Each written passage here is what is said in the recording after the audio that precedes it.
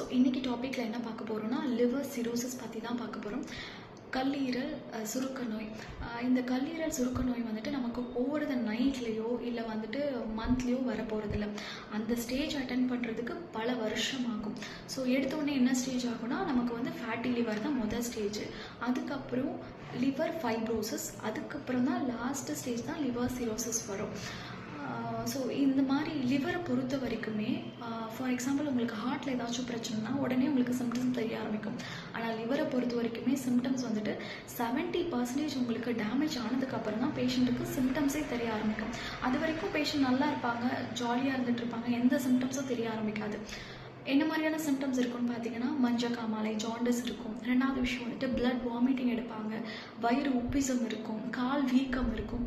So இந்த மாதிரியான symptoms எல்லாம் எக்ஸ்ட்ரீம் லெவல் லிவர் சிரோசிஸ் ஆனால் இருக்கும். ஒரு விஷயம் புரிஞ்சுக்கோங்க, ப்ரிவென்ஷன் இஸ் பெட்டர் தென் க்யூர்னு ஒரு ப்ராப் இருக்குது.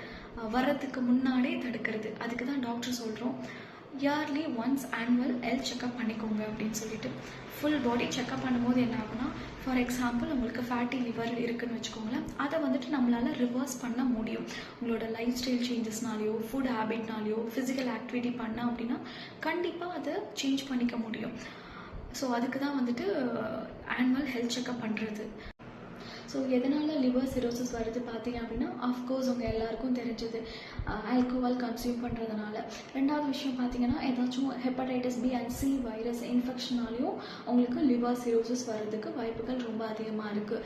மூணாவது விஷயம் பார்த்தீங்கன்னா நான் ஆல்கோஹாலிக் லிவர் சிரோசிஸ், அதாவது அவங்க ஆல்கோஹால் பண்ணியிருக்க மாட்டாங்க, ஆனால் அவங்களுக்கு வருது அப்படின்னா ரொம்ப வருஷமாக ஏதாச்சும் ட்ரக்ஸ் எடுத்துகிட்டு இருப்பாங்க, இல்லை லைஃப் ஸ்டைல் ரொம்ப பஸ்ட்டாக இருக்கும், ஃபிசிக்கல் ஆக்டிவிட்டி எதுவுமே பண்ணுறதில்ல, ப்ளஸ் நிறைய ஆயில் ஐட்டம் சாப்பிட்றதுனாலையும் வரதுக்கு சான்சஸ் இருக்குது. ஸோ லிவரை டீடாக்ஸ் பண்ணுறதுக்கு என்ன ட்ரிங்க் எடுக்கலாம்னா கீழாநெல்லி ஒரு பெஸ்ட்டு ட்ரிங்க்கு வந்துட்டு லிவர் டீடாக்ஸ் பண்ணுறதுக்கு ஹெல்ப் பண்ணும். ரெண்டாவது வந்துட்டு பெரிய நெல்லிக்காவும் அதில் நிறைய ஆன்டி ஆக்சிடென்ட் இருக்குது. ஸோ அதுவும் வந்துட்டு உங்களுக்கு லிவர் டீடாக்ஸ் பண்ணுறதுக்கு ஹெல்ப் பண்ணும். அதுக்கப்புறம் வெள்ளரிக்காய், குக்கும்பர், இந்த குக்கும்பரும் நீங்கள் ரெகுலராக ஃபுட்டில் எடுத்துக்கலாம். இதோடு சேர்த்துட்டு ஃபிசிக்கல் ஆக்டிவிட்டி ரொம்ப ரொம்ப முக்கியம். கம்பல்சரி ஃபிசிக்கல் ஆக்டிவிட்டி பண்ணணும்.